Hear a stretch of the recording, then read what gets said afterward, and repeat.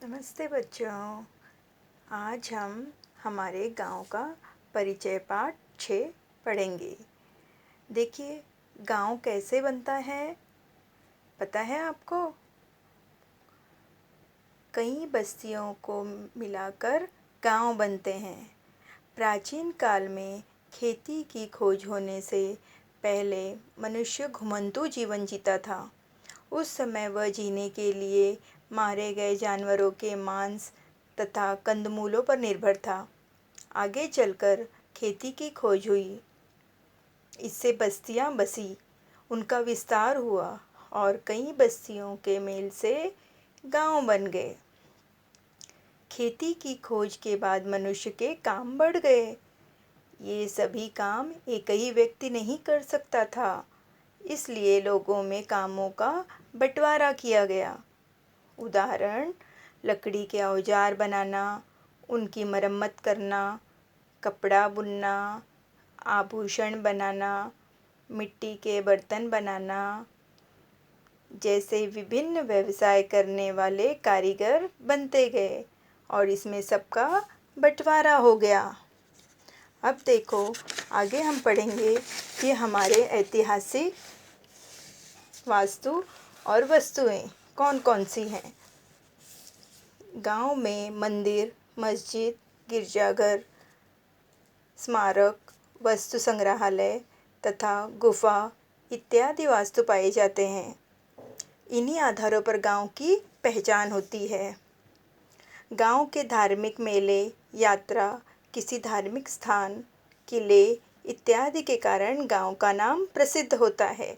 जैसे रायगढ़ किले के कारण रायगढ़ जिला पहचाना जाता है। देखिए, यह है रायगढ़ किला। अब देखिए, यहाँ पर शिवाजी महाराज सूरत से वापस आते समय नासिक जिले के तलेगांव दिंडोरी नामक गांव के पास ठहरे थे। वहाँ उन्होंने अपनी सेना का पड़ाव डाला था, इसीलिए उस गांव का नाम तलेगांव पड़ गया। अहमदनगर जिले के धामणगांव घाट नामक गांव के परिसर में पहले धामण नाम वाला वृक्ष अत्यधिक संख्या में पाया जाता था, इसलिए उस गांव का नाम धामणगांव पड़ गया। अब देखिए, यहाँ पर हमें बताया गया है कि भगत सिंह, राजगुरु, सुखदेव ये तीनों क्रांतिकारी प्रसिद्ध थे। प्राथमिक शिक्षा के बाद वे अमरावती चले गए। इसी तरह से उनकी स्मृति के रूप में उनके जन्म गांव खेड़ का नाम राजगुरुनगर रखा गया।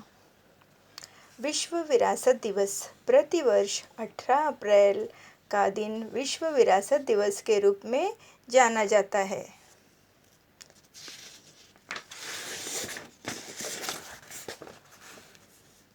अब देखिए, यह है साप्ताहिक बाजार। साप्ताहिक बाजार है और यह है परिवहन के साधन। देखें, और ये है गधों की हाट जेजुरी। ठीक है, इस तरह से ये हमारे स्थानिक प्रसिद्ध स्थान हैं। अब यहाँ पर देखिए, आपको कुछ पॉइंट्स दिए हुए हैं, उसको आपको पढ़ा रही हूँ। कई बस्तियाँ मिलकर गांव बनता है।